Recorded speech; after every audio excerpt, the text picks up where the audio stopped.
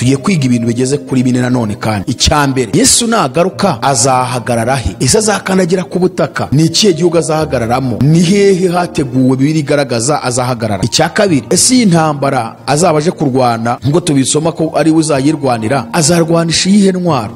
Azakoresha izi ntwaro dukoresha zacu z'umubiri ibihugu byirwa bicura kugira ngo byirengere binarwanira ubutunzi n'ubukungu bw'isi? Ese nese mujya azakoresha ni mashini gani, ni rokobuteri, ni zira ndege z'intambara, ni inkota azakoresha burende, azakoresha bomba atomike, azakoresha iyihe ntwaro mu kurwanira iriya ntambara izaba iri kubera Harimagedoni? Amahanga yose yo mw'isi azaba yahuriyemo ari gushaka guhanagura Israel ku ikarita y'isi. Icya gatatu nuko turi burebe amaraso azameneka ku bantu bose kuri ziriya ngabo zaturutse mu mahanga yose, ndetse n'abami ari bo baperezida bazagwa muri kiriya kibaya cy'imegito kandi bishwe n'umwami w'Iteka wenyine. Turareba amaraso azameneka, ibirometero azatemba akageramo mu murambararo ndetse n'uburumbarare aho azaba ageze. Bibiliya irabivuga. Icya kane nuko turi burebe aho Yesu azashyingura izo ngabo. Azazishyingura kuko Yesu niwe uzazishyingurira. Turareba rero aho azashyingura izo ngabo zose zaba zahuriye muri kiriya kibaya cy'imegito cyangwa se Harimagedoni ziri kurwanya Israel. Yesu nagaruka azashinga ibirenge bye ku musozi. Uyu musozi ni umusozi w'amateka kuri Yesu. Uti kubera iki? Icyambere, ni umusozi Yesu yakundaga gusengeraho akiri mwiza. Icya kabiri, niwo musozi yazamuriweho ajyanwa mu ijuru. Icya gatatu, uyu musozi kandi niwo abagabo babiri aribo bamarayika bahagazeho babwira intumwa ko nk'uko bamubonye abakuwemo ajyanwa mu ijuru ariko bazongera kumubona agarutse. Icya kane, kuri uyu musozi niho Yesu azongera gukandagiza ibirenge bye ubwo azaba agarutse. Igitabo cy'umuhanuzi Zekariya igice cya 14 kuva ku murongo wa 3 kugeza ku murongo wa 4 haratubwiye ngo maze Uwiteka azahura arwane n'ayo mahanga nk'uko yajyaga arwana mu ntambara. Uti azahurura arwane n'ayo mahanga nk'uko yajyaga arwana mu ntambara. Uwiteka ninde uzahurura? Ni ukuvuga ngo Yesu rero nagaruka azaba ahuruye kumanukana n'itorero rye aje gutabara Isiraheli.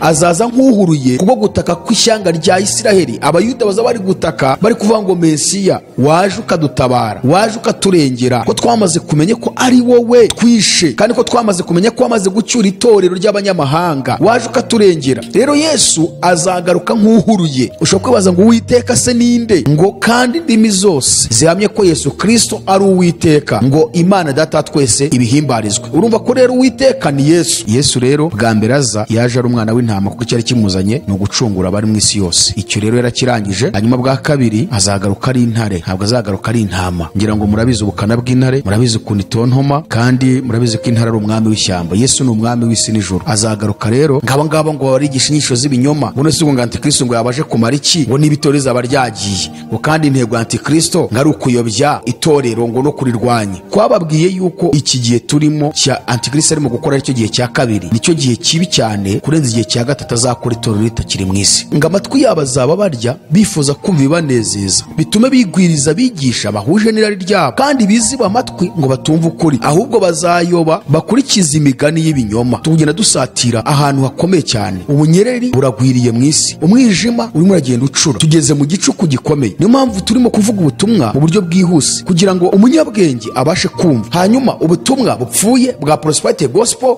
ubutumwa bushingiye ku buntu butangaje, ubutumwa bushingiye kuri siyansi, filozofi n'ibindi, ubutumwa bushingiye ku bwenge bw'isi, ibyo nibyo bigezweho. Ibintu bya liturgie mu madini, ibintu biri ordire ariko bitari mu mwuka. Ariko itorero ry'i Yerusalemu mu gihe cy'intumwa ryari desordre spirituel. Uyu munsi rero ni ordre ariko spirituel byararangiye. Umwuka wera rero ni maneko, ni umutasi, ni utata akagaragaza imikorere ya Antikristo n'imikorere ya Satani, ku buryo itorero ribasha guhita rivumbura rikabimenya, rikavuga ngo hariya. Ni ukuvuga ngo abaperezida b'ibihugu byose bazaba bameze nka ba guverineri, kuko Antikristo niwe uzaba utwaye isi, niwe uzaba uyoboye. Azabategeka bose gukurikira ingabo zabo n'abajenerali bayoboye izo ngabo. Nibaze karavuze ngo maze Uwiteka azahura arwane n'ayo mahanga, ubwo ni Yesu nyine uzaba uhuruye agarukanye n'itorero rye nyuma ya myaka 7. Aho niho Yesu azakanagiza ibirenge bye aje kurwana intambara ya Harimagedoni. Mu yandi magambo noneho azakandagira ku isi.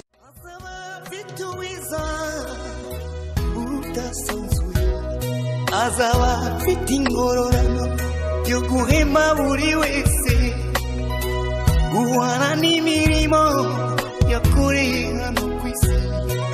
Nawe nshuti yanjye aza kwambika ikamba. Amahoro kuri wowe nshuti mukundwa kandi mwene data, wowe wana natwe kuri iki biganiro bitambuka kuri AYALONI TV ishakiro ry'ubutumwa bw'ubwami bw'Imana.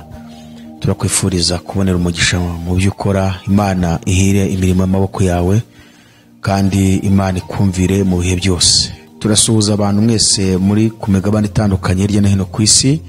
Aho bwije reka tubabwire ngo ijoro ryiza, aho bwakeye reka tubasuhuze muti mwaramutse, aho bigeze ku manywa reka tubabwire ngo mwiriwe mwese aho muri hose, abo tudaherukana muraho mugubwe neza aho muri. Imana ibahe umugisha cyane. Turabashimira ku mwanya mufata mugakurikira ubutumwa bwiza bugenda butambuka kuri AYALONI TV shakiro ry'ubutumwa bw'ubwami bw'Imana. Jewe rero mugiye kubana ko bisanzwe ni Jean-Luc ikingeneye nkaba ndi missionnaire imbata y'umwami wacu Yesu Kristo. Turashimira Imana rero kuko yongeye kuduha akanya kugira ngo dukomeze kuganira ku ijambo ryayo kandi turusheho gufashanya ndetse no gusobanukirwa iby'urugendo y'inzira turimo, turibe ko twazayirangiza. Reka dusenge kugira ngo twinjire mu kiganiro cyacu cy'uyu munsi. Nyakubahwa mu byo dukunda Data wa twese mwize ntwari mu ntambara, byiringiro by'abakwizera, mbaraga z'abera, buhungiro bwacu. Aya masaha na amasaha meza tugiye kuganira na bene data ku bw'ijambo ryawe wandikishije ndetse no ku bw'ubutumwa bwiza ugenda unyuza mu wahamagaye. Turasenze kugira ngo buri wese ufashe akanya yumva ubutumwa bwiza, reka ijambo ryawe ry'ububasha mu buzima bwe kandi ri mu buhoreho ingoyi z'umwanzi ndetse byari bimubabaje.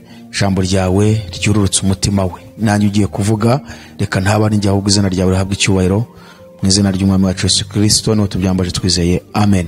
Iki ni ikiganiro igihe cyanjye gitambukamo inyigisho zigeze mu buryo butatu. Inyigisho ya mbere ni inyigisho y'ubuhanuzi w'ibitabo cy'ibyahishuwe mugezwaho nanjye Jean-Luc. Hanyuma inyigisho ya kabiri ni inyigisho irebana no kugaruka kwa Yesu Kristo. Inyigisho ya gatatu ni inyigisho irebana n'ibimenyetso by'ibihe cyangwa ibimenyetso byo kugaruka kwa Yesu. Akaba ari inyigisho zitambuka mu kiganiro cyitwa igihe cyanjye. Iki kiganiro kimaze igihe kinini cyane, kimaze imyaka itari mike. Inyisho zitambuka haba ku maradiyo, kuri televiziyo ndetse na hano kuri AYALONI TV. Turashimira rero Imana gukomeje gukora imirimo ikagenda ibohora abantu, ikiza abantu kubw'ubutumwa bwiza bakomeza kumva. Uyu munsi rero tugarutse muri izi nyigisho za eschatology mu gitabo twanditse ukuri nahishwe. Ngira ngo abantu bamaze kukimenya ari benshi. Iki gitabo ni igitabo kirimo kugenda kibohora abantu benshi cyane hirya no hino ku isi, kandi abantu benshi bakugenda basobanukirwa ukuri k'ubutumwa bwiza, kuko abantu baribeshye, babeshywa n'amadini babamo, babeshywa n'abashinze ayo madini kubw'inyungu zabo n'indonke bashaka ndetse no ku bwa misiyo batumwe na Satani, bituma abantu batamenya ukuri. Iki gitabo rero kirimo inyigisho zitwa eschatology, inyigisho z'ibimenyetso by'iminsi y'imperuka, ibimenyetso by'ibihe, ibimenyetso byo kugaruka kwa Yesu. Ni ukuvuga ngo kirimo inyigisho z'uburyo butandukanye kuko kigizwe na page 108. Si kinini nta nubwo na gito, ni igitabo usoma ukakirangiza kandi uvanyemo ubumenyi bufatika.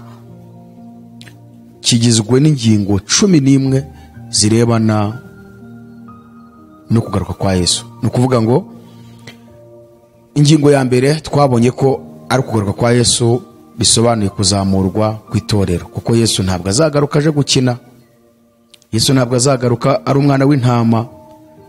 Tuzi ko Yohana umubatiza bwa mbere amuvuga cyangwa se amugaragaza yaravuze ngo nguyu ntama w'Imana ukuraho ibyaha by'abari mu isi. Ariko Yohana intumwa ye wanditse ubuhanuzi w'ibitabo cy'ibyahishuwe, akandika ubutumwa bwiza bwanditswe na Yohana, akandika n'inzandiko 3 ahishurirwa Yesu mu byahishuwe igice cya 5. Ntabwo yigeze amubona ari umwana w'intama, ahubwo yabonye ngo ari intare yo mu muryango wa Yuda. Yesu rero bwa mbere aza yaje ari umwana w'intama kuko cyari kimuzanye no gucungura abari mu isi yose. Icyo rero yarakirangije. Hanyuma bwa kabiri azagaruka ari intare, ntabwo azagaruka ari intama, azagaruka ari intare. Ngira ngo murabizi ubukana bw'intare, murabizi ukuntu itontoma, kandi murabizi ko intare ari umwami w'ishyamba. Yesu ni umwami w'isi n'ijuru. Azagaruka rero aje gutwara cyangwa se aje gukura mu isi abo yacunguye ndetse no kuzura abapfuye bose bamwizera, ariko n'abatamwizera nabo bapfuye bafite igihe cyabo bazazukiraho, ariko bazazuka bagiye gucirwaho iteka. Rero ingingo ya mbere niyo ngiyo, kuzamurwa kw'itorero bisobanuye kugaruka kwa Yesu. urwandiko rwandikiwe abayiburayo igice cya 9:27 haravuga ngo kandi nkuko abantu bagenewe gupfa rimwe hanyuma yaho hakaza urubanza niko na Kristo yamaze gutambwa rimwe ngo yishyireho ibyaha bya benshi, ngo azagaruka ubwa kabiri atazanywe no kwitambirira ibyaha ahubwo abonekerere abamutegereza bose kubazanira agakiza. Ni ukuvuga ngo rero Yesu bwa kabiri ntabwo azagaruka aje kuba intama, ntabwo azagaruka aje kwitamba, baratubwiye ngo azagaruka aje kubonekerera abamutegereje bose cyangwa se abamutegereza bose kubazanira agakiza. Niyo mpamvu rero uko azagaruka bizaba bitandukanye nuko yaje bwa mbere, kuko bwa mbere baravuze ngo yatambwe rimwe yishyiraho ibyaha bya benshi. Azagaruka bwa kabiri noneho aje gucungura gutwara abo ngabo bamwiringiye cyangwa se bamwizeye. Iyo ni ingingo ya mbere. Ingingo ya kabiri iri muri iki gitabo ukuri nahishwe ni ingingo irebana n'imikoro ya Antikristo mu buryo butatu cyangwa se mu bihe bitatu. Twasobanuye imikoro ya Antikristo mu bihe bitatu. Dusobanura igihe cya mbere uko yakoze, dusobanura igihe cya kabiri kari iki gihe turimo, kandi iki gihe turimo akaba ari cyo gihe gikomeye kurenza ibindi bihe byose. Ngira ngo murabizi abantu bagiye baganira bahakana cyangwa se batumvikana ku birebana n'izi nyigisho cyangwa se n'inyigisho ya eschatology, kugaruka kwa Yesu n'ibihe by'iminsi imperuka. Harimo aba premillenariste n'aba postmillenariste ndetse n'aba amilenariste. Aba ni abantu bagiye bajimaka batumvikana kuri iki kintu. Abadiventiste babarizwa mu cyiciro cy'aba postmillenariste, hanyuma aba protestant cyangwa se aba pentecote bakabarirwa mu ba premillenariste. Rero aba postmillenariste twabonye ko bemera yuko Yesu azaza aje gutwara itorero isi yose ikamubona, hanyuma ubwiza bwe bugahita bwica abanyabyaha, Satani agasigara mu isi nta numwe ayoboye, Yesu agatwara itorero rye bakajya kwimana nawe ingoma y'imyaka 1000 mu ijuru. Abo ni abantu n'abafite iyo myumvire n'iyo myemerere, aribo ba postmillenariste, bakaba babarizwa mu cyiciro cy'abadiventiste. Hanyuma aba premillenariste bo bagahamya bagaragaza imyizerere yabo ishingiye mu ijambo ry'Imana yuko Yesu azagaruka ubwa mbere agahagarara ku bicu, kandi kuko Bibiliya niko ibivugira bigaragaza. Ibyo twarabyigishije. Hanyuma mu guhagarara ku bicu agahamagara abapfuye bamwizeye ndetse n'abazaba bakiriho bamwizera bose bagahindurwa bakamusanganira mu kirere. Niko Paulo yandikiye Abatesalonike mu rwandiko rwa mbere ibice 13 kugeza 18, ariko uhereye ku murongo wa 16 na 17 ngo natwe abazaba bakiriho duhere ko tujyananwe nabo tuzamuwe mu bicu gusanganirira umwami mu kirere. Rero urumva ko itorero rizasanganirira umwami mu kirere rizamuwe mu bicu, ntabwo Yesu azakandagira hasi. Iyo ni inshuro ya mbere Yesu azabaje, akazabonwa n'itorero rye, akazumvwa n'abamwizeye. Isi yo ntabwo izigera imubona. Icyakoza Yesu mu butumwa bwiza bwanditswe na Matayo 24 umurongo wa 30 hari amagambo yavuze, kandi amagambo afite ubuhanuzi bugomba gusohora mu bihe bibiri. Ni ukuvuga ngo ijambo rya mbere yaravuze ngo ubwo nibwo ikimenyetso cy'umwana w'umuntu kizabonekera mu ijuru. Iri jambo ubuhanuzi bwaryo buzasohorana no kugaruka kwe, ahamagara itorero ari bwo azahagarara ku bicu atazakandagira ku isi. Niyo mpamvu bavuze ngo ubwo nibwo ikimenyetso cy'umwana w'umuntu kizabonekera mu ijuru. Bivuye ngo ni ikimenyetso, ntabwo ari byo byanyabyo. Ikimenyetso kiba gifite ibindi gishatse kuvuga. Niba Yesu avuze ngo ikimenyetso cy'umwana w'umuntu kizabonekera mu ijuru, ashatse kwerekana ko atazakandagira ku isi, ahubwo we hari ikimenyetso ab'isi bazabona, bamenye, batekereze, bibwire yuko Yesu yaba yagarutse. Icyo kimenyetso ni ikihe rero? Kizabamenyesha ko yaba yageze ku bicu, kuko aravuze ngo kizabonekera mu ijuru cyangwa se ku bicu. Icyo kimenyetso ni uko itorero rizakurwa mu isi. Hari abantu benshi bazagenda mu bigo byigenga, ibigo bya leta, amabanke, abana bazava mu nda z'ababyeyi, abana bave mu migongo y'ababyeyi, abana bave ku ibere ry'umubyeyi arimo konsa, abari kwa muganga bari kubagwa bazagenda niba bakijijwe, abaganga bazasiga abarwayi bari kubabaga ku maseta niba abarwayi badakijijwe. Ibyo byose bizaba n'impanuka zizabera mu isi, izo mu kirere, izo ku butaka n'izo ku mazi. Ibyo nibyo bizaba ari ikimenyetso gihamiriza abari mu isi yose ko umwana w'umuntu yaba yagarutse akagera ku bicu. Nubwo batamubonye ariko ibyo bazabitekereza cyane. Niyo mpamvu rero Yesu avuze ngo ubwo nibwo ikimenyetso cy'umwana w'umuntu kizabonekera mu ijuru. Noneho uwo murongo nanone hazamo ubundi buhanuzi, hazamo irindi jambo yavuze naryo rifite ubuhanuzi bugomba gusohorana no kugaruka kwa Yesu inshuro ya kabiri. Iryo jambo yavuze ni riri, yaravuze ngo n'amoko yose yo mu isi nibwo azaboroga abonye umwana w'umuntu aje ku bicu byo mu ijuru afite ubushobozi n'ubwiza bwinshi. Urumva iri jambo ngo n'amoko yose yo mu isi nibwo azaboroga abonye umwana w'umuntu. Ubuhanuzi noneho buragenda bugahura n'ubundi dusanga mu rwandiko Pawulo yandikiye Abatesalonike mu rwandiko rwa kabiri ibice bibiri kuva ku murongo wa mbere kugeza ku murongo wa kane, ariko ngenda ndashaka kuvuga ku wa gatatu kuko uyu murongo wa gatatu ukunda guconfusinga abantu benshi cyane bashingiye kuri ya myumvire n'imyizerere y'amadini atandukanye, ariho bakunda kudisikita cyane ku kintu kirebana na Antikristo. Bamwe bakavuga ngo none se ngabantu ngo bigisha ko ngo Antikristo ngazaza itorero ryavuye mu isi, ngabo ngo barigisha inyisho z'ibinyoma, ngo nese ngo Antikristo ngo yabaje kumara iki, ngo n'ibitorero zaba ryagiye, ngo kandi intego Antikristo ngari ukuyobya ngo itorero ngo no kurirwanya. Twababwiye yuko iki gihe turimo cya Antikristo arimo gukora icyo gihe cya kabiri nicyo gihe kibi cyane kurenza igihe cya gatatu azakora itorero ritakiri mu isi. Iki gihe ubwo turaburira abari mu isi yose, turaburira abari mu isi yose, abanyarwanda mwese mwumva ikinyarwanda, mwumva ururimi rw'ikinyarwanda, n'abandi mufite batarwumva mushobora kuba mwasemurira mukabisobanura.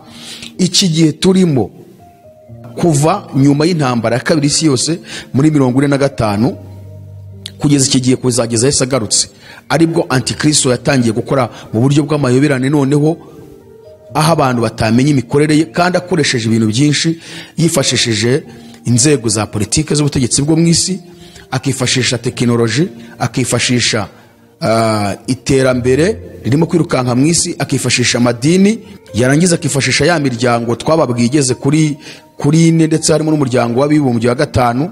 Ni ukuvuga ngo hari UN, hari abafrimaso, hari abaroze kuruwa, hari abailiminati, hakaza noneho rero n'uriya muryango witwa Dalos Chairodi, uriya w'abayuda b'Abadagi. Iyo miryango nibyo bindi tubabwiye, nibyo Antikristo ari kwifashisha mu kugira ngo akomeze kurangaza umugeni wa Kristo, akomeze kujijisha umugeni wa Kristo. Iyo miryango rero igenda izana ibintu by'inzaduka mu isi, ariko ikazana ibintu Antikristo yamaze kubabwira bagomba kuzana mu isi kugira ngo abantu babirangariremo, babisinziriremo, Yesu azagaruke babure ubugingo buhoraho. Rero iki gihe turimo Antikristo ari gukora mu buryo bw'amayoberane, nicyo gihe gikomeye. Bene data mugerageze mujye mwumva ubutumwa bwiza, nubwo ubutumwa abantu benshi badashaka kubwumva, ariko nibwo butumwa bukwiriye. Pawulo yandikiye Timoteyo mu rwandiko rwa kabiri ibice 4 umurongo wa mbere kugeza ku murongo wa 6 cyangwa se ugeze ku murongo wa 5, yaravuze ngo ndagutongera mu maso y'Imana no mu ya Kristo Yesu uzaciraho iteka abazima n'abapfuye, ubwo azaboneka aje kwima ingoma ye. Ubwiriza abantu ijambo ry'Imana, ugira umwete mu gihe kigukwiriye n'ikitagukwiriye, uhane, uteshe, uhugure, ufite kwihangana kose no kwigisha. Noneho umurongo nashakaga n'uyuvuga ngo kuko igihe kizaza batazihanganira inyigisho nzima, ahubwo kuko amatwi yabo azaba barya bifuza kumva ibibanezeza, bazigwiriza abigisha bahuje n'irari ryabo, kandi baziziba amatwi ngo batumva ukuri, bazayoba bakurikiza imigani y'ibinyoma. Ariko weweho wirinde muri byose, ukora umurimo wawe w'umubwirizabutumwa bwiza, usoze umurimo wawe wo kugabura iby'Imana. Ahantu rero hakomeye hari Pawulo avuze ngo kuko igihe kizaza. Igihe kizaza ni ryari? Ni iki gihe turimo. N'ejo ni igihe kizaza, mu myaka 10 ni igihe kizaza, mu myaka 30 ni igihe kizaza, mu myaka 100 Yesu naba ataragaruka ni igihe kizaza. Ubwo ni ukuvuga ngo generasiyo zizatambuka muri ibyo bihe hafi ya bose, twavuga nka 98% nuko bazaba bameze. Ngo amatwi yabo azaba barya bifuza kumva ibibanezeza, bitume bigwiriza bigisha bahuje n'irari ryabo, kandi biziba amatwi ngo batumva ukuri, ahubwo bazayoba bakurikiza imigani y'ibinyoma. Iki ni cyo gihe turimo rero. None turaburira abantu mwese muri hirya no hino ku isi, mushaka gukiza ubugingo bwanyu, ni mukiza ubugingo bwanyu. Turi kwinjira mu mwijima ukomeye muri ibi bihe, tugenda dusatira ahantu hakomeye cyane. Ubunyereri buragwiriye mu isi, umwijima urimo uragenda ucura, tugeze mu gicuku gikomeye. Niyo mpamvu turimo kuvuga ubutumwa mu buryo bwihuse kugira ngo umunyabwenge abashe kumva, yumve igihe tugezemo. Wikwishinga iryo dini ubamo, wikwishinga amadini amaze imyaka myinshi, kandi idini ryo ryarwanyije Yesu. Murabizi niwe bamusohoye mu kuvuga ubutumwa bwiza mu sinagogi, bamukurikirana naho hanze aho yavugaga ubutumwa urugo ku rundi, naho bamwirukanamo agiye kubwiririza mu bibaya aho intama zamusangaga, naho bamusangayo kugeza ubwo bamwishe. Yesu rero agiye gutuma intumwa abiyama kujya mu masinagogi, aravuga ngo nimugende mu mahanga yose. Idini ryo ryarwanyije Yesu, idini ryo ryarwanyije intumwa za Kristo. Abafarisayo n'abasadukayo, musome byakozwe n'intumwa igice cya 1 kugeza ku gice cya 7, nibo bagiye barwanya intumwa, bababuza kuvuga izina rya Yesu, babakubita kugeza ubwo hinjemo no gutotezwa. Stefano barishwe. Abo ni abanyedini. Rero mwikwishinga idini, ahubwo nimwumva ubutumwa, kuko Imana yemeye ko ubutumwa butambuka no kuri social media, nukugira ngo abantu barusheho no kumenya ukuri amadini yahishe. Kuko mu madini twagiye tuyabamo, ariko twajya kuvuga ukuri bakadupfuka, bakadufunga ngo twe kukuvuga, kuko bo bamaze kwifatanya n'ubutegetsi bw'isi, bagatinya ko abambura isahane bariragaho. Bitewe n'uko uvuze ukuri, leta ikaba yabarwanya ati ibyo bintu mu kuvuga si byo. Rero reka tukubwire ngo wirangazwa n'iby'isi kandi wirangazwa n'idini, kurikira ubutumwa bwiza. Tugaruke gatoya, iki gihe turimo nicyo gihe cy'imikuru y'Antikristo mu buryo bw'amayoberane, akaba ari cyo gihe kibi kurenza igihe cya mbere yakozemo atoteza itorero, kuva mu kinyejana cya mbere kugeza mu kinyejana cya 19 mo hagati, kuko Antikristo afite uko yakoze kuva mu kinyejana cya mbere kuzamuka kugeza mu 1930 hari uburyo yakoragamo.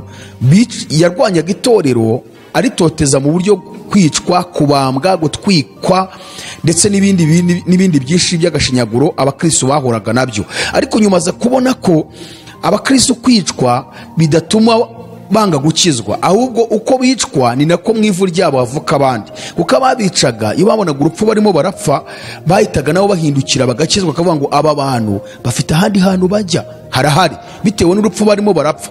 Ngutu umuntu yemera gutwikwa, bakamutwika ari muzima, ari kuririmba aseka anezerewe? Ni gute umuntu yemera ko bamuhanura mu manga? Ni gute umuntu yemera ko intari zikamurya umutwe ikawufata ikawushwanyuza, ngo bigatuma hakizwa benshi?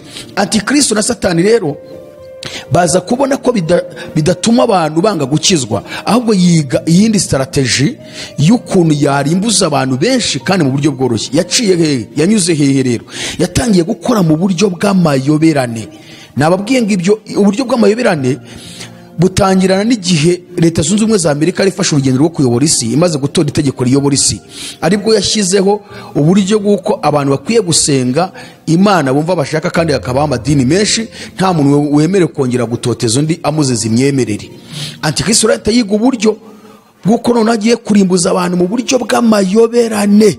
Noneho akazana ibintu byinshi byanduza abantu, akazana ibintu byinshi bituma abantu basinzira, akazana iterambere rifite umuvuduko bigatuma abantu barangara, ntibabone umwanya wo gusenga, wo gusoma ijambo ry'Imana, wo guhura na bagenzi babo ngo basangire, baganire, bungurane.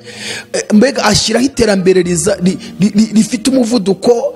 Mbega nubwo buryo azana tekinoloji kugira ngo ibiri kubera muri Amerika umuntu ababireba ari mu Rwanda, niba abonye umwana wambaye ubusa ukuntu yamamaye, umwana we nawe ahita yambara ubusa, gutyo nyine. Nubwo buryo Antikristo arimo arakora mu buryo bw'amayoberane binyuze muri ya miryango yose. Iki nicyo gihe rero gikomeye. Hanyuma rero aho ngaho niho Antikristo ari gukorera mu buryo bw'amayoberane, mu buryo bukomeye. Turabwira abantu mwese ngo iki gihe turimo nicyo gihe gikomeye kurenza ikindi. Icya mbere nticyari gikomeye nubwo abantu bicwaga, iki cya kabiri noneho abantu ntibicwa, ahubwo abantu barashyirirwaho amadini yo gusengeramo, barakomorewe mu gusenga, bubatse insengero, hariho abavugabutumwa benshi bigisha ibyo bashaka, abantu ntabwo bamenya ukuri kwa nyako. Buranagira ngo mbabwire ngo mu gihe itorero ririmo riratotezwa, ryicwa, ribambwa, ni nabwo Imana ibirimo arakora cyane. Naho muri iki gihe abantu bose ni abakristo, abantu bose ni ba pasiteri, abantu bose ni ba bishop, buri wese arumva yakwitirirwa izina rya Kristo. Yesaya niwe wigeze guhanura avuga ngo mu minsi y'imperuka abagore barindwi bazajya ku mugabo umwe ngo bavuge ngo kwitunga tuzitunga, kwiyambika tuziyambika, no kwigabura tuzigaburira, ngo ariko tureke twitirirwe izina ryawe. Abagore bavugwa aha ngaha ntabwo ari abagore basanzwe, kuko Bibiliya kenshi kunda kurenguriza mu bintu by'umwuka. Abagore rero Yesaya hanuraga ni amadini n'amatorero. Abantu benshi mu madini bashaka kwitira izina rya Kristo, ariko ntibashaka gukora ibyo Kristo ashaka. Mu yandi magambo, amategeko n'amabwiriza ya Kristo ntibashaka kuyagenderamo, ariko bitirirwa izina ry'umugabo witwa Kristo, kuko Kristo niwe mugabo w'itorero. Niko birivuga, itorero n'umugeni wa Kristo, Kristo akaba umuko waryo. Rero Yesaya yarahanuye ngo minsi y'imperuka abagore barindwi bazajya ku mugabo umwe, bamubwiye ngo kwitunga tuzitunga, kwiyambika tuziyambika, kwigaburira tuzigaburira, ariko tureke twitirirwa izina ryawe. Rero antikristo, Satani, bamaze gukomorera abantu bose ngo basenge bajye mu nsengero, ariko ubutumwa barabwangiza. Abantu babana mu nsengero bangana, amoko, ibintu byose byo byiberamo. Hanyuma ubutumwa bupfuye bwa prosperity gospel, ubutumwa bushingiye ku buntu butangaje, ubutumwa bushingiye kuri siyansi, filozofi n'ibindi, ubutumwa bushingiye ku bwenge bw'isi, ibyo nibyo bigezweho. Ibintu byaritirije mu madini, ibintu biri ordire ariko bitari mu mwuka. Ariko itorero ry'i Yerusalemu mu gihe cy'intumwa ryari desordre spirituel. Uyu munsi rero ni ordre ariko spirituel byararangiye. Ni ibintu biri ku murongo, korali ririmbe, iya kabiri ririmbe, dore hagiyeho gushima Imana, mutanga icya 10 n'amaturo, nibyo byibereyeho gusa. Ubundi bakazana bya bitereko by'amatabaza, bakazana inkoni bagashyira mu nsengero, za nyigisho z'abakabaliste. Ibyo nibyo byibereye mu madini. Aho rero niyo mikoro antikristo gukomeza kujijisha abantu, agakomeza kubarangaza. Inshuti z'Imana, nimuze dukanguke, iki gihe nicyo kibi. Tugaruke mu Batesalonike rero, kuko uyu murongo mu Batesalonike abantu benshi bagiye ubajijisha. Pawulo yanditse rero mu rwandiko rwa 2 ibice 2 umurongo wa 1 kugeza ku murongo wa 4, aravuga ngo turabinginga bene data, kuko kuzaza k'umwami wacu Yesu Kristo no kuzamuteranirizwa kwacu, kugira ngo mutanamuka vuba mukava mu bwenge, naho mwamu bitewe n'umwuka cyangwa n'ijambo cyangwa n'urwandiko rukekwa ko ruvuye kuri twe, bihamye ko umunsi w'umwami wacu umaze gusohora. Ntihakagira umuntu uboshye uburyo bwose, kuko uwo munsi utazaza kurya kwimura Imana kutarabanje kubaho, kandi urya munyabugome atarayishorwa ari we mwana wo kurimbuka.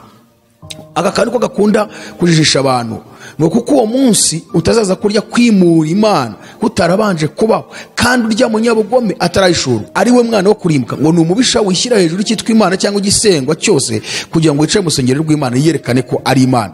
Ariko icyitonderwa, nubwo Pawulo avuze hano hasi ku murongo wa 5 wa 6 n'uwa 7, ahita agaragaza ko uwo munyabugome azayishurwa ariko kimubuza cyamaze gukurwaho. Icyo kimubuza rero abantu bakunda kukipinga ntibacyemere, ariko ikimubuza ni itorero rya Kristo, hamwe n'umwuka wa Kristo uri mu itorero, ndetse na Kristo ari we mutwe waryo.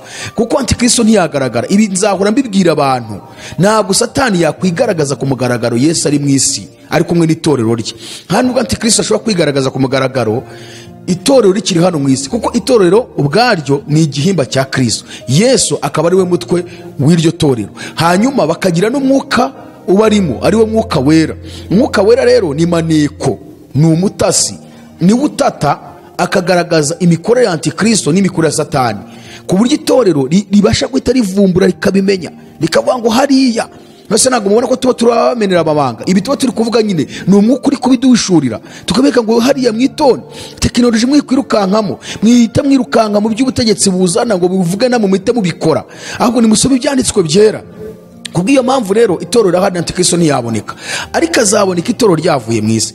Uyu murongo rero wa 3 niwe usoba abantu, umurongo uvuga ngo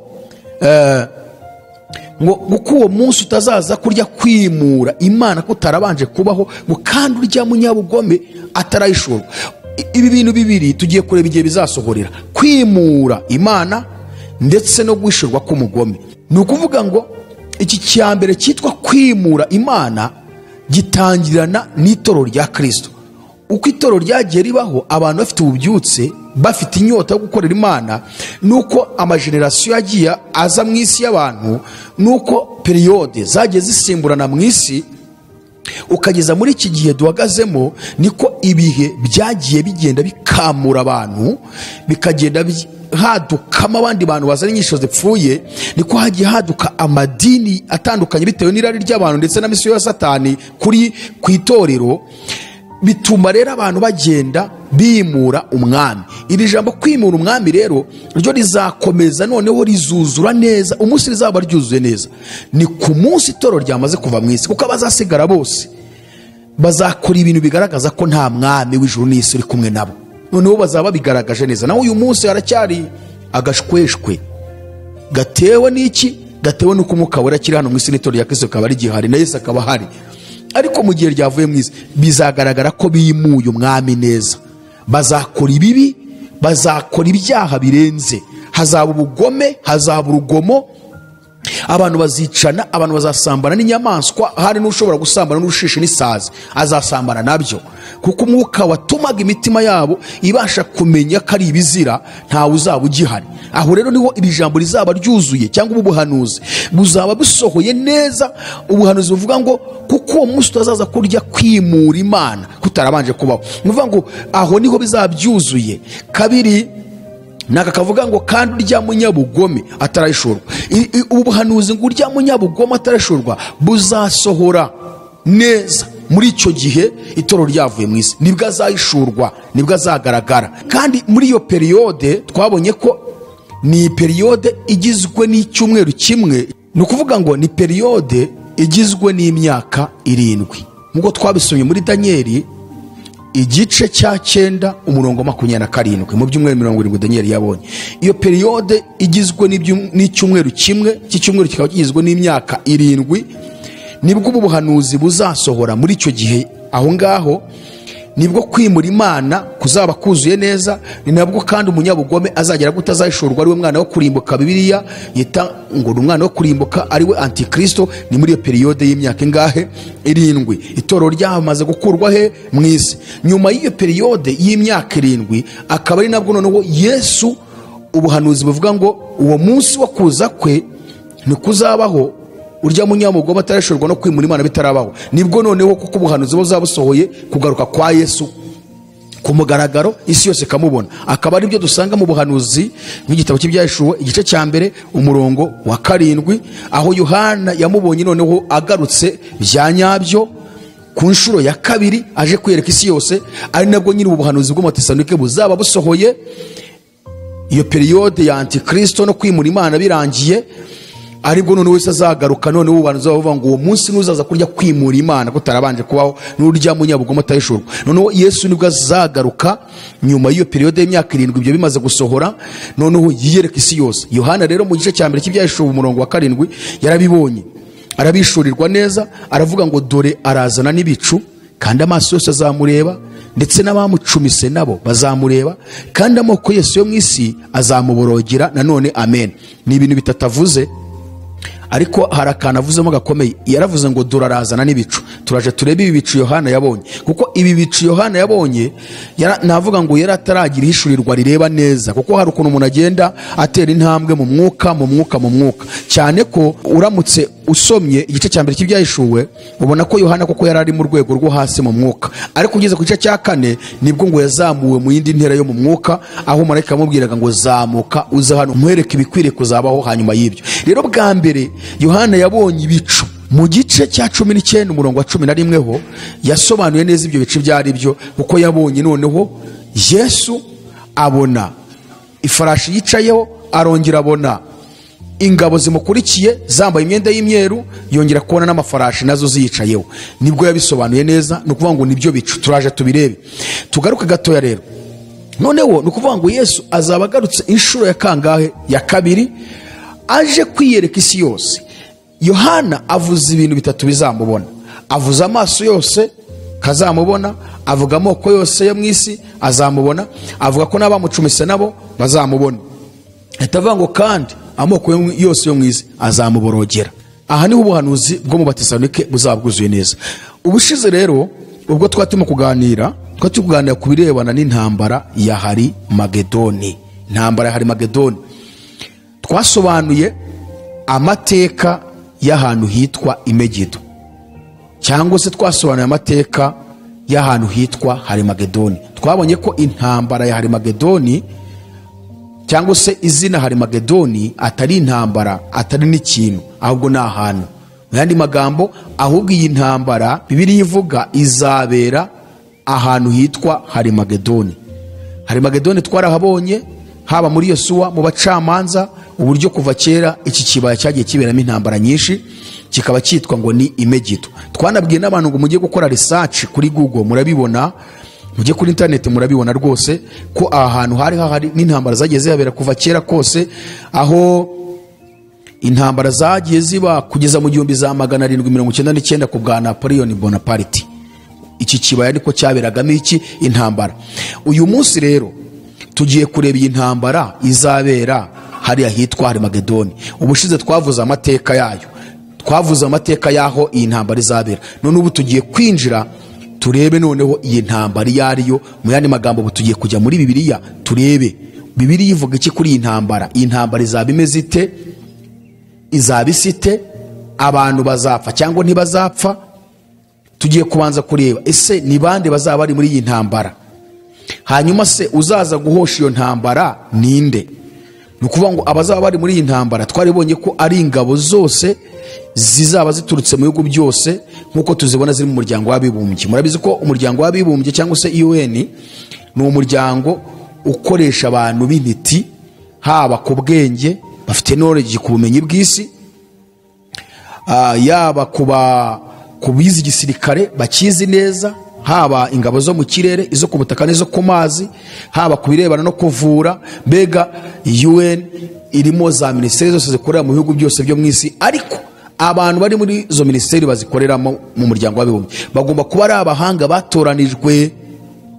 Noneho icyo gihe rero ingabo zose zatoranijwe ziri mu muryango w'abibumbye zizi kurwana mu kirere, ku butaka no ku mazi, zaba zagiye muri Isiraheli. Za ntwaro za kirimbuzi birirwa bacura niho bazaba baziteye. Hakaba noneho n'abaperezida, kuko bazaba bayobowe na Antikristo. Ntabwo azaba akiri perezida, azaba yabaye nka gavana. Ni ukuvuga ngo abaperezida b'ibihugu byose bazaba bameze nka ba guverineri, kuko Antikristo niwe uzaba utwaye isi, niwe uzaba uyoboye. Azabategeka bose gukurikira ingabo zabo n'abajenerali bayoboye izo ngabo hariya mu kibaya cy'Imegido. Ubwo nabo bazaba bahari, turaje tubirebe biri kubivuga. Gatatu nuko tubona ko na Antikristo azaba hari, ndetse nyine n'umuryango w'abibumbye. Hanyuma Yesu nawe azaza nk'uje gutabara ishyanga rya Isiraheli. Ubushize twari turi kwibaza ikibazo, cyangwa se twibaje ikibazo kibaza ngo ese Yesu nagaruka inshuro ya kabiri azaba azanywe n'iki? Nikizaba kizumuzanye? Ni igiki kizaba kimuzanye? Kazaba yacyuye itorero yaritwaye? Azaba agarutse ku isi kumara iki? Twabonye ibintu bine, nubwo ari byishe ko twatoranyije ibintu bine by'ingenzi. Icyambere twabonye ko Yesu azabaje gutabara ishyanga rya Isiraheli.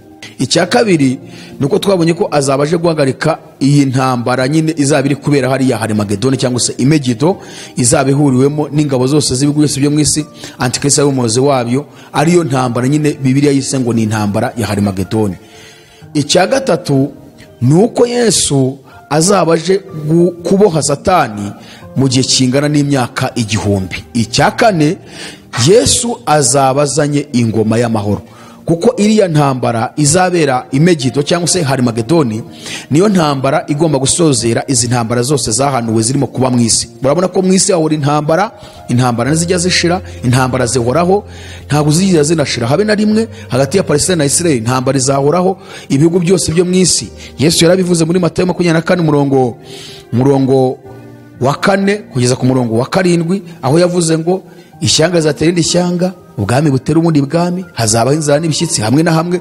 Ibyo rero yavuze ko byose bizaba ari itangiro ryo kuramukwa, kugeza ubwo navuze ko n'umwana zo bazazigambanira zikangwa n'amahanga yose zihorerwa izina rye. Rero intambara zishobora kubura, zishobora guhagarara, ubwami bugomba gutera ubundi bwami, ishyanga rigatera irindi shyanga. Niyo mpamvu mubona Kongo yirirwa irwana, rimwe na rimwe bakabyitira u Rwanda, ikindi ugasanga ngo ni M23 irimo kubikora, ubundi bakabyitirira Uganda. Niyo mpamvu mubona mu bihugu bitandukanye byo muri Afurika, murebe za Somalia, ibyihebe, mbega intambara ntabwo zishobora guhagarara. Murebe Ukraine ndetse na Russia, intambara ntishira, reba amezi agiye kuba 8, ntabwo intambara mu isi zishobora guhagarara. Kubera iki? Muri mbya yararibye ngo ntihazabura intambara, ntabwo amahoro azahora, ngo keretse Yesu atsembyeho urupfu n'ibyaha. Rero Yesu kizaba kimuzanye icyo gihe ni ugutsembaho urupfu n'ibyaha. Icyo nicyo kizaba kimuzanye, azaza aje gutsembaho urupfu n'ibyaha. Ni nabwo koko intambara zitazongera kuba mu isi. Uyu munsi rero tugiye kureba Yesu nagaruka azahagarara he. Tugiye kwiga ibintu bigeze kuri 4 nanone kandi. Icyambere, Yesu nagaruka azahagarara he? Ese azakandagira ku butaka? Ni ikihe gihugu azahagararamo? Ni hehe hateguwe bibiri garagaza azahagarara? Icyakabiri, ese iyi ntambara azabaje kurwana ngo tubisoma ko ari uzayirwanira, azarwanisha iyihe ntwaro? Azakoresha izi ntwaro dukoresha zacu z'umubiri ibihugu byirwa bicura kugira ngo byirengere binarwanira ubutunzi n'ubukungu bw'isi? Ese nese mujye azakoresha ni mashini gani, ni rokobuteri, ni zirandege z'intambara, ni inkota azakoresha burende, azakoresha bomba atomike, azakoresha iyihe ntwaro mu kurwanirira ntambara izaba iri kubera hari Magedoni, amahanga yose yo mwisi azaba yahuriyemo ari gushaka guhanagura Israel ku ikarita y'isi? Ni izihe ntwaro Yesu azifashisha? Icyo ni icyakabiri. Icyagatatu nuko turi burebe amaraso azameneka ku bantu bose kuri ziriya ngabo zaturutse mu mahanga yose, ndetse n'abami ari bo baperezida bazagwa muri kiriya kibaya cy'Imegito, kandi bishwe n'umwami w'Iteka wenyine. Turareba amaraso azameneka, ibirometero azatemba akageramo mu murambararo ndetse n'uburumbarare aho azaba ageze. Bibiliya irabivuga. Icyakane nuko turi burebe aho Yesu azashyingura izo ngabo. Azazishyingura kuko Yesu niwe uzazishyingurira. Turareba rero aho azashyingura izo ngabo zose zaba zahuriye muri kiriya kibaya cy'Imegito cyangwa se hari Magedoni ziri kurwanya Israel. Turasoma igitabo kuri nahishwe, twinjire twumve. Nkuko rero twatumaze kubibona, ubundi Yesu agomba kugaruka inshuro ebyiri. Inshuro ya mbere ni ukuzamura itorero. Ibyo twamaze kubibona, uburyo azahagarara ku bicu abamwizeye bakamusanganira. Ubwo bivuze ko atazagera ku isi. Inshuro ya kabiri azagaruka aje kwiyereka isi yose agarukanye n'itorero rye. Aho ni nyuma y'imyaka 7 twavuze haruguru. Yesu nagaruka azashinga ibirenge bye ku musozi wa Elayono, cyangwa se umusozi witwa Elayono. Uyu musozi ni umusozi w'amateka kuri Yesu. Uti kubera iki? Tugiye kugaragaza ibintu 4 bigaragaza uburyo Elayono ari umusozi w'amateka kuri Yesu, ari naho azakaragiza ibirenge bye aje kurwana iyi ntambara ya Magedoni. Uyu musozi, icyambere, ni umusozi Yesu yakundaga gusengeraho akiri mu isi. Icyakabiri, niwo musozi yazamuriweho ajyanwa mu ijuru. Ibyo tubisanga mu butumwa bwiza bwanditswe na Luka 21:37. Icyagatatu, uyu musozi kandi niwo abagabo babiri aribo bamarayika bahagazeho babwira intumwa ko nkuko bamubonye abakuwemo ajyanwa mu ijuru ariko bazongera kumubona agarutse. Byakozwe n'intumwa igice cya mbere 11. Icyakane, kuri uyu musozi niho Yesu azongera gukandagiza ibirenge bye ubwo azaba agarutse. Igitabo cy'umuhanuzi Zekariya igice cya 14 kuva ku murongo 3 kugeza ku murongo wa 4 niho tugiye kureba Yesu azakandagiza ibirenge bye kuri uyu musozi witwa Elayono. Ese nibyo koko? Bibiliya bigaragaza yego. Yesu nagaruka aje guhagarika intambara zose zibera mu isi kuri iriya ntambara ya Magedoni, cyangwa se aje gutsembaho urupfu n'ibyaha. Bibiliya Zekariya yagaragaje ko azakandagiza ikirenge cye ku musozi wa Elayono, nk'uko abamarayika babibwiye intumwa igihe yazamurwaga. Bari abamarayika babiri baraje barababaza ngo, yemwe bagabo b'i Galilaya, mbese niki gitumye mukomeza guhagara mutumbiriye mu ijuru? Uwo Yesu ko mumubonye bakuwe bazamurwa, niko nanone muzongera kumubona agarutse. Aho rero yazamuriwe ni ku musozi wa Elayono i Galilaya. Niho Yesu azongera none gukandagiza ibirenge bye. Uyu musozi wa Elayono ni umusozi navuga ngo ni nkaho ari umusozi muremure mu murwa w'i Yerusalemu. Bivuga ngo iyo uri ku musozi hejuru wa Elayono uba ureba umurwa wose wa Yerusalemu hasi ububona. Rero uyu musozi ni Yesu yazamuriwe, ni naho azongera kugarukira. Ni nayo mpamvu umunsi Yesu yahazamukaga agiye kujya mu ijuru, azamukanye n'intumwa ze, ari naho yavuze ari amagambo dusanga mu butumwa bwiza bwanditswe na Matayo igice cya 28 umurongo wa 19. ndetse n'amagambo yavuze muri Luka igice cya 24 umurongo wa 44 kugeza 49, akimara kuvuga ayo magambo ageze kuri uyu musozi, ko ari umusozi nyine ubureba umurwa wose, intumwa zaje zizi ko we agiye guhita afata ubutegetsi. Baravuga ati umugabo arazutse, azukanye imbaraga n'ubushobozi bwinshi, ubu rero agiye gukaba ubwami, ubu nitwe tugiye kuba abami n'ibikomangoma tuyoborane nawe. No ariko uzamukaho awugezeho bamubajije ikibazo gikomeye, ibyakozwe n'intumwa igice cya 1:6. Baramubajije ngo mbese mwami, iki nicyo gihe wenda kugaruriramo ubwami mu Bisiraheli? Ni nko kuvuga ngo twitegura ubu hano kuri Elayono tugiye gufata umurwa, tugiye kukungiriza. Yesu arababwira ati si ibyanyu kumenya iby'imisi cyangwa ibihe Data yagennye, n'ubutware bwe wenyine. Aravuga ngo icyakora muzahabwa imbaraga umwuka wera nabamanukira, kandi muzabaga bakumamya uhereye Yerusalemu n'i Yudaya yose n'i Samariya no kugeza ku mpera y'isi.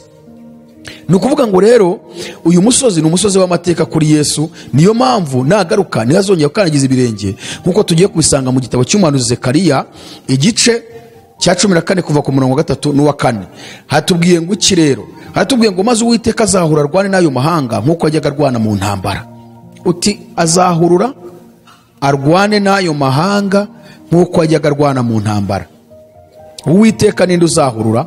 Ni ukuvuga ngo Yesu rero nagaruka azaba ahuruye kumanukana n'itorero rye aje gutabara Isiraheli. Azaza nk'uhuruye kubwo gutaka kw'ishyanga rya Isiraheli. Abayuda baza bari gutaka, bari kuvuga ngo Mesiya waje ukadutabara, waje ukaturengera, ko twamaze kumenya ko ari wowe twishe, kandi ko twamaze kumenya ko wamaze gucyura itorero ry'abanyamahanga, waje ukaturengera. Rero Yesu azagaruka nk'uhuruye. Ni mpamvu Zekariya 14:3 wavuze ngo maze Uwiteka azahura arwane n'ayo mahanga nkuko yajyaga arwana mu ntambara. Amahanga yawe, amahanga ni ziriya ngabo zizaba zatutse mu mahanga yose yo mu isi, ndetse hariyo n'abari abami cyangwa se abaperezida, ko twamaze kubona ko Yohana we yavuze abami mu gihe uyu munsi hariho republiko. Ariko ibyo byazanywe n'abantu. Imana yo iracyabona abami nubwo hariho abaperezida. Yohana niyo mpamvu yahanuye abami. Abami rero ari bo perezida bazaba ariyo baturutse mu mahanga yose. Ingabo zo mu mahanga yose zihuriye mu muryango wawe niwo zizaba ziri. Niyo mpamvu rero Zekariya yavuze ngo maze Uwiteka azahurura arwane n'ayo mahanga nkuko yajyaga arwana mu ntambara. Ushobora kwibaza ngo se intambara yajyaga arwana ni izihe, ko tubona ko azahurura aje gutabara ishyanga rya Isiraheli akarwana n'ayo mahanga, ngo kandi nkuko yajyaga arwana mu ntambara, nkuko yajyaga arwana mu ntambara. Iyo ntambara cyangwa izo ntambara yajyaga arwana n'izi, izi ntambara yajyaga zirwana kera igihe Abisirayeli bavaga muri Egiputa. Muribuka ibyo yakoreye muri Egiputa, muribuka abanyegiputa uburyo batsinze ku nyanja itukura, Abisirayeli bakambuka bakaririmba. Muribuka mu butayu Abameleki barwanya Abisirayeli kugeza ubwo Mose yamanikaga inkoni bagatsinda, yayimanura bagatsindwa. Imana irangije iravuga ngo nzamaraho kwibuka kose kw'Abameleki bitewe n'icyo bakoreye ubwoko bwanjye bwa Isiraheli. Aho ni Imana yabarwaniraga mu ntambara n'Uwiteka. Ushobora kwibaza ngo Uwiteka se ninde? Bibiliya iravuga mu rwandiko Paulo yandikiye Abafilipi igice cya 2 umurongo wa 11 ngo kandi indimi zose zihamye ko Yesu Kristo ari Uwiteka, ngo Imana Data twese ibihimbarizwe. Urumva ko rero Uwiteka ni Yesu. Niba Zekariya yavuze ngo maze Uwiteka azahura arwane n'ayo mahanga, ubwo ni Yesu nyine uzaba uhuruye agarukanye n'itorero rye nyuma ya myaka 7 cyangwa se cya cyumweru kimwe. Ngo nkuko yajyaga arwana mu ntambara, turazibonye intambara yagiye arwanira Abisirayeli, n'ubundi uwo munsi azaba aje kurwana intambara arwanirira ishyanga rya Isiraheli. Hari intambara nyinshi Uwiteka ari we Yesu yagiye arwanirira Abisirayeli mu gihe cya mbere yuko aza kwigaragaza mu isi. Uwo munsi azashinga ibirenge bye ku musozi wa Elayono werekeye Yerusalemu iburasirazuba. Uwo musozi wa Elayono uzasadukamo kabiri uhereye iburasirazuba ugeze iburengerazuba. Uzacekamo igikome kinini cyane. Igice cy'umusozi kimwe kizashinguka kijikasikasi, ikindi kizagikusi. Urumva ko hano Zekariya yabihanuye kera, agaragaza ko Yesu azagarukana n'itorero aje guhagarika intambara, amahanga azaba ari gukubita Isiraheli. Agaragaza ko icyo gihe azashinga ibirenge bye ku musozi wa Elayono. Anagaragaza ko uyu musozi uzacikamo kabiri, igice cy'umusozi kimwe kikajya ikasikasi, ikindi kikajya ikusi. aha rero nibwo ubuhanuzi bwa Zakariya buzasohora, Yesu agarukanye n'itorero rye aje gushinga ibirenge bye ku musozi witwa Elayono, hahandi yazamukiye.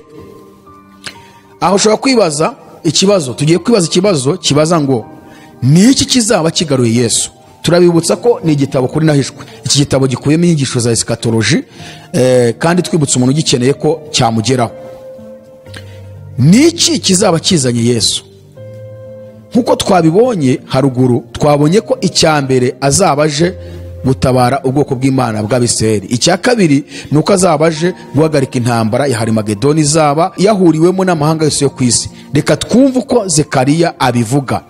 Baratubwiye ngo maze Uwiteka azahurura rwane n'ayo mahanga nkuko ajyaga arwana mu ntambara. Uwiteka uvuzwa aha ninde? Uwiteka uvuzwa aha ninde? Yesu azagarukana n'itorero rye. Yuda we yagaragaje ko ari abera inzovu nkuko byahanuwe na Henoki wa karindwi uhereye kuri Adamu. Uyu Henoki wa karindwi niwe wa wundi wajyanywe mu ijuru adapfuye. Turabisanga mu rwandiko rwa Yuda umurongo wa 14 ndetse no mu gitabo cy'Itangiriro igice cya 5 umurongo wa 1 kugeza ku murongo wa 20. Ni ukuvuga ngo Yohana yabonye ari ibicu Yesu azagarukana nabyo mu gice cya 1 umurongo wa 7. Mu gice cya 19 abona Yesu noneho hari kumwe n'ingabo nyinshi. Ubwo noneho abonye bya bicu ari ingabo nyinshi. Izo ngabo ni izihe? Turaje tuzirebe. Yuda we mu rwandiko rwe yanditse umurongo wa 14, urwandiko rwa Yuda nta bice rugira, ni imirongo gusa. Yagaragaje ko Henoki, kuko hariya Yuda yavuze kuri Enoki wa undi wazamuwe mu ijuru adapfuye. Enoki yari yarabihishuriwe kera, murebe namwe mu myaka ibihumbi bigeze muri 6. Enoki yarahishuriwe abona ko Yesu azagarukana n'itorero rye, ariko aravuga ngo azagarukana n'abera inzovu nyinshi. Abera inzovu nyinshi rero ni twebwe itorero rya Kristo tuzaba duturutse ku bicu, dusoje cya cyiciro cya kabiri cy'ubukwe bw'umwana w'intama. Murabizi ko twize ibirebana na process y'ubukwe bw'umwana w'intama. Twabonye ko ingingo ya 3 y'iki gitabo ukuri nahishwe ari ugupimirwa imirimo ku itorero. Ingingo ya 4 nuko itorero zinjizwa mu cyumba cyo kugororerwamo, cyo kwambikwa, rihemberwa imirimo myiza rimaze gupimirwa, ryakoze rikiri hano mu isi. Muri uko guhembwa ni process cyangwa se ni igihe Kristo nk'umukwe azaba arimo kurimbisha umugeni kugira ngo binjirane mu bukwe bwe yateguye, mu gihe azaba arikuye mu isi arijyanye mu ijuru aho Imana iri, kuko Imana ntizaba iri kumwe na Yesu. Aha abantu benshi bakunda kugira confusion ngo Yesu ni Imana, ngo bose ni umwe, ngo ntago mu ijuru tuzabona Yesu, ntabwo tuzabona Imana gusa. Bibiri igaragaza ko Yesu ahari. Soma mu rwandiko Paulo yandikiye Abakorinto rwa mbere igice cya 15 kuva ku murongo wa 20 kugeza ku murongo wa 28, cyane utinde ku murongo wa 27 na 28, nibwo uri bwumve ko Yesu ahari n'Imana ikabihari. Ariko bose bakaba bakora mu cyiciro kimwe. Mandi magambo, Imana idahari Yesu ni yabahari, na Yesu adahari ni Imana ni ihari, n'umwuka nuhari. Ni ibintu bitatu ariko bigendera hamwe. Niyo mpamvu Bibiri ivuga ko Yesu ari we jambo ry'Imana. Kuki yitwa jambo ry'Imana? Mu butumwa bwiza bwanditswe na Yohana igice cya 1 umurongo wa 1 kugeza ku murongo wa 4. Nuko mu Baheburayo igice cya 1 umurongo wa 3 baravuga ngo niwe Imana yaremesheje isi. Ni ukuvuga ngo Imana yavugaga ngo habeho ibi, ntabwo yavugaga ngo bite biba, ahubwo yabwiraga Yesu ngo vuga ngo habeho ibiti. Yesu akavuga ngo ibiti bibeho, ibiti bikabaho. Imana ikavuga ngo vuga ngo habeho amazi, Yesu ati habeho amazi, amazi akabaho. Mu yandi magambo, Yesu adahari Imana ntiyari kurema, kandi nanone Imana idahari Yesu ntiyari kurema. Ni ibintu bigendana rero. Ubwo nibwo butatu tuzabwiga neza, tuzabasobanurira. Icyo dushaka kwivugira nuko Bibiri igaragaza ko Yesu namara gutegura umugeni we, amaze guhemba itorero, aryambitse imyenda yera, amakamba atatse inyenyeri, nkuko tubisoma muri Daniel igice cya 12 umurongo wa 3 n'uwa 4, hatubwira ngo kandi abanyabwenge bazarabagirana nk'umucyo mu isanzure ry'ijuru, n'abahindure benshi ku bukiranutsi bazaka nk'inyenyeri iteka ryose. Uko niko itorero rizaba risa. Niyo mpamvu Enoki wa 7 yahishuriwe uburyo Uwiteka azagarukana n'abera inzovu. Twabonye ko Uwiteka ari Yesu.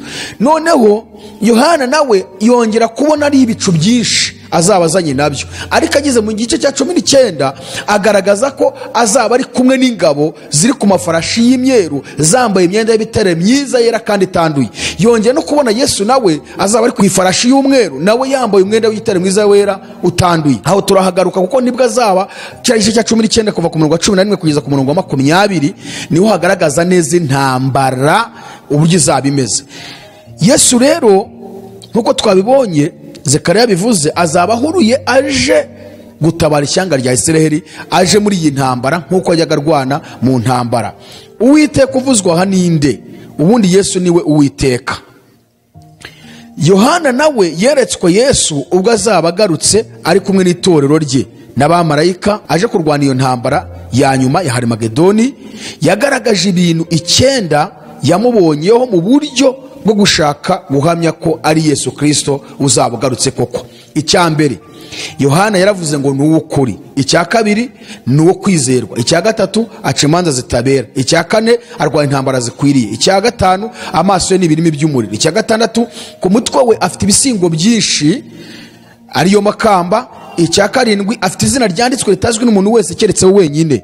Icya munani yambaye umwenda wanditswe mu maraso. Icya 9 yitwa Jambo ry'Imana. Ibyo ni ibintu 9 Yohana yabonye kuri Yesu mu byahishuwe 19 umurongo wa 11 ashaka kugaragaza ko ari uzaba ugarukanye n'itorero rye ari bo bera inzovu ndetse n'abamarayika bazaba bagaragiye iryo torero, aje guhagarika intambara, aje gukuraho urupfu n'ibyaha ku ntambara ya Harimagedoni, aje gukora bya bintu 4 twabonye. Icya mbere nuko azaba aje gutabara ishyanga rya Isiraheli. Icya kabiri nuko azaba aje guhagarika iyi ntambara ya Harimagedoni amahanga yose Musa azaba yahuriyemo ariyo ntambara ya Harimagedoni nyine.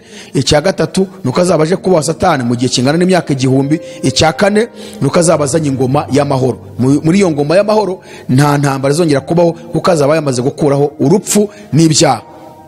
Ubu rero tugiye gusa nkaho dusubikira hanga kugira ngo noneho twinjire mu gusobanura iyi ntambara neza Yesu buryo azayirwana. Ko tubonye ko nagaruka azakandagiza ibirenge bye ku musozi wa Elayon werekeye i Yerusalemu, kandi uwo musozi ngo uzasadukamo kabiri, hanyuma ucikemo igikombe kinini cyane. Igice cy'umusozi kimwe ngo kizashinguka kijye ikasikazi, ikindi gice kizashinguka kijye ikusi. Aho niho Yesu azakandagiza ibirenge bye aje kurwana intambara ya Harimagedoni. Mu yandi magambo noneho azakandagira ku isi, ariko akandagiza ikirenge ahandi yazamukiye ajya mu ijuru nkuko abamarayika bari barabivuze ko uko nanone intumwa zamubonye agiye, ariko nanone bazongera kumubona agize gute agarutse. Nshuti yanjye ndagusaba kuba maso no kwezwa no gucunganwa n'ibyaha birimo kubera mu isi, no kumenya strategy n'imikorere ya Satani kugira ngo tubashe guharanira kwezwa ku gato no ku kanini. Twe kwishinga amadini tubamo, twe kwishinga inyigisho z'ubuyobe batwigisha, ahubwo dufite igitabo cyitwa Bible. Soma Bibiliya kugira ngo umenye ukuri kandi wigane natwe kuri AYALONI TV, kuko misiyo turiho ni ya Yesu. Imana igumisha cyane. Reka dusenge ubundi twinjire no mu kiganiro cya kabiri tugaragaza neza iyi ntambara Yesu noneho amaze kugera kuri uyu musozi wa Elayon. Reka dusenge hanyuma turaje turebe noneho uburyo azayirwana, tureba bya bintu 4. Icya mbere Yesu azakoresha ihe ntwaro, kuko icya mbere aho azaba ari turahabonye ntabwo ari mu kirere, ahubwo azaba ari ku butaka, kandi azakandagiza ibirenge bye ku musozi wa Elayon. Noneho rero tugiye kureba iyi ntwaro azifashisha iyo ariyo. Icya kabiri tugiye kureba abantu azica amaraso azameneka, ibirometero azatemba akagiramo haba mu murambararo ndetse no mu burumbarare. Icya gatatu tugiye kureba aho azashyingura izi ngabo. Icya kane turi bwerekane ni iherezo rya Antikristo, ariwe muhanuzi w'ibinyoma ndetse n'inyamaswa, ariwo muryango w'abibumbye nabo bakorana bose, mbega abategetsi bose aho bazajya bose ko bazaba bahuriye kurwanya Isiraheli. Ahari naho Uwiteka nyine ariwe Yesu aziyerekera amahanga yose yo mu isi, kandi akarwanirira Abisiraheli nkuko ajyaga barwanira mu ntambara za kera. Reka dusenga n'Imana. Mana ishobora byose, Mana ikiranuka, turagushimiye kubw'ubutumwa bwiza ukomeje kutugezaho. Fasha umuntu wese warukurikiye ubutumwa bwiza, fasha umuntu wese kwezwa, kandi komeza guhamagara abantu. Umuntu wese wumvisha ubutumwa atarakizwa akizwe uhereka akanya akwakire kugira ngo uzabugarutse uzagaruke usanga akwiteguye. Nuhamagara abera bakagusanganira ku bicu nawe azaba arimo, kandi ubwo uzagaruka bwa kabiri uje ku ntambara Harimagedoni azaba ari kumwe nawe aturukanye nawe ku bicu, ye kuzasangwa ari hano hasi nawe akarimburanwa n'ayo mahanga yose. Dufashe twese ukomeze kubaka ubugingo bwacu, imbaraga z'Imana zikomeze kutubaho. Byamaje nizeye mu izina rya Yesu Kristo, amen. Imana iguhe umugisha nshuti mukundwa, hanyuma kiganiro nakagaruka. Shalom shalom. azatujyana muri amazu meza yaduteguriye, nitugerayo tuzahora turirimba, zaba kumwe na Eliya, zaba kumwe na Abrahamu, tuzahora